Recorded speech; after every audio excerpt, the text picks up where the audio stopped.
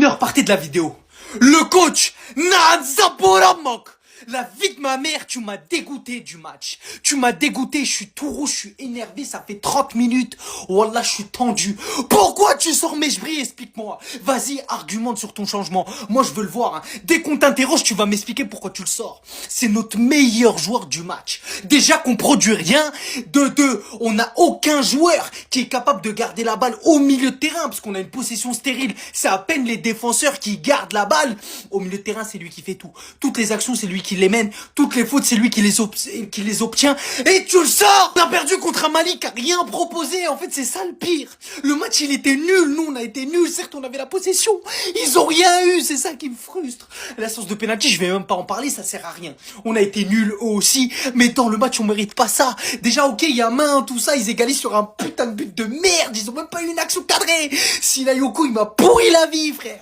Mais wallah le changement là, je crois que je vais m'en rappeler toute ma vie tellement c'était le joueur à pas changer. Le jeu de positionnement de Gonzalo Garcia, faut qu'on en parle. C'est ça, moi, qui m'énerve au Real Madrid. Depuis des années, on nous a fait croire que dans notre centre de formation, il n'y a que des tons qui y ressortent. Et là, Gonzalo Garcia, depuis sa montée, prouve le contraire. Aujourd'hui, sans Kylian Mbappé, le Real Madrid a allé affronter le Real Betis. Le Real Betis qui était 6ème avant ce match. Donc, dans la composition, logiquement, on a un Gonzalo Garcia à la place de Kylian Mbappé. Et je sais pas si c'est à cause de l'absence de Kylian Mbappé ou Arda Güler que tout le monde se retrouve d'un coup. Le jeu du Real Madrid était cohérent. Il y avait Vinicius qui faisait du Vinicius, Rodrigo qui faisait du Rodrigo. Il a même été impliqué sur 2 buts, 2 coups de pied arrêtés. Et Jude Bellingham aujourd'hui était bien dans son rôle d'organisateur, de récupérateur. Tout le monde savait ce qu'il avait à faire, tout le monde jouait bien. Et avec un Camavinga aux côtés de Jude Bellingham, tout avait l'air cohérent. Je trouve ça mieux qu'un Arda Güler qui va venir se piétiner avec Jude Bellingham. Et maintenant Gonzalo Garcia, est-ce qu'on peut parler de son placement? Déjà sur son premier but, regardez l'intelligence de déplacement. Pendant que Rodrigo tirait le coup, Gonzalo Garcia lui a essayé de se faire oublier par la défense. Il allait s'arrêter tout derrière. Et sur le replay, on voit comment il se déplace. Il reçoit le ballon en l'air, il était tout seul, il met une tête et ça rentre. Et son deuxième but est encore plus magnifique. Encore une fois sur coup de pied arrêté, enfin Valverde qui fait un centre. Et comme sur le premier but de Gonzalo Garcia, le gars il a réussi à se faire oublier par la défense alors qu'il est entre eux, il est au milieu.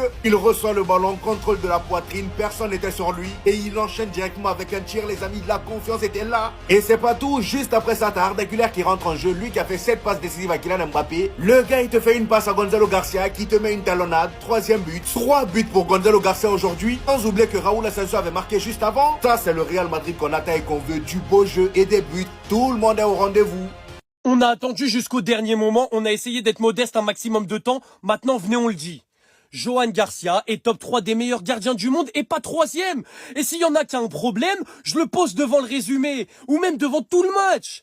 Du Barça contre l'Espagnol aujourd'hui, et après il va revenir, il va me dire pardon, t'avais raison. Je pense que s'il y a une compilation de ces arrêts aujourd'hui, elle doit durer 3 minutes 30. Le nombre d'arrêts, en fait, c'est trop une dinguerie. Celui-là, c'est celui qui m'a le plus choqué. Le mec, il est allé le dribbler. Johan Garcia, il était comme ça, il était accroupi. Il est allé se jeter au sol comme un malade mental, aller lui choper la balle pour pas se faire dribbler. Quand il a commencé à lancer son dribble, j'ai dit ça y est, on a pris l'ouverture du score. C'était écrit qu'on allait la prendre, mais Johan Garcia, mais c'était sans compter sur ce mec.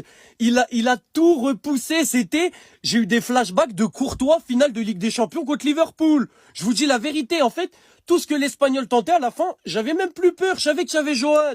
MVP du match alors que son équipe a gagné 2-0, déjà ça en dit long, ça dit tout sur la performance qu'il a fait. Maintenant mes amis barcelonais, si on se pose 2 minutes là, on sait que ça va être le meilleur gardien de l'histoire du Barça, s'il continue comme ça, en tout cas en termes de niveau.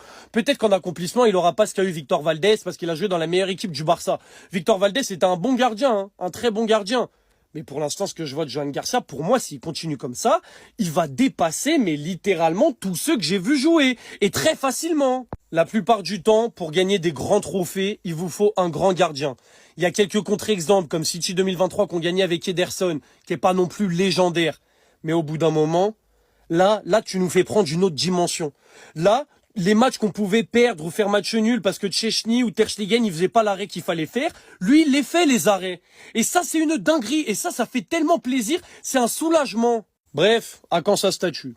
Voilà, je pose la question. J'en ai rien à faire, je suis dans l'abus. À quand sa statue? Merci Johan. Attendez. En fait, on a fait un double braquage. L'été dernier, on leur a volé leur gardien, et ce soir, on leur a clairement volé le match. Non, mais faut le dire, on leur a clairement volé le match. Parce que la performance du Barça ce soir, je vous promets, c'était trop grave. Au niveau du 11 de départ, Hansi Flick nous avait remis Rafinha en 10, accompagné de Rashford, Lamine Yamal et Ferran Torres en attaque. Et encore une fois, ça n'a pas fonctionné. En première mi-temps, Marcus Rashford, il a pas du tout été bon. Que ce soit dans les choix ou même les appels, je l'ai trouvé perdu. Ferran Torres, lui, j'en parle même pas. De haut jeu, comme d'habitude, il avait du mal. Quand Lamine Yamal venait auprès de lui pour faire des 1-2, au mieux de rester là, lui, il partait. Bref, c'était du Ferran Torres. Défensivement, ce soir, c'était catastrophique. Le Barça a concédé énormément d'occasions, mais heureusement, on avait Johan Garcia qui a sorti le match de sa vie. À la mi-temps, logiquement, Hansi Flick a sorti Rashford et il a fait rentrer Fermin Lopez. Et en deuxième mi-temps, on va dire qu'on a vu de meilleures choses, même si je trouve que devant les cages, c'était toujours aussi brouillon. Et sur les contre-attaques de l'Espagnol, à chaque fois, on avait un Johan Garcia qui nous sauvait. Au passage, cet arrêt, pour moi, c'est clairement l'arrêt du match, car juste avant, on a Gérard Martin et Koundé qui se font clairement manger sur l'action. Et on a donc l'attaquant de l'Espagnol qui se retrouve en 1v1 avec Johan Garcia. Et je sais pas comment il a réussi à faire ça, mais il a réussi à nous sortir cette parade. Et vers la fin du match, à la 86e minute, on a Fermin Lopez qui va faire un magnifique contrôle orienté pour ensuite aller fixer les défenseurs et faire un magnifique décalage à Dani Olmo qui va envoyer une enroulée en lucarne juste magnifique. Et 5 minutes plus tard, le Barça va même inscrire le deuxième but. Encore une fois, grâce à Fermin Lopez qui s'est bien battu sur l'action, il l'a décalé à Robert et il avait plus qu'à finir. Avec cette victoire, le Barça prend provisoirement 7 points d'avance sur le Real Madrid et au vu de la performance du jour, ça fait archi plaisir.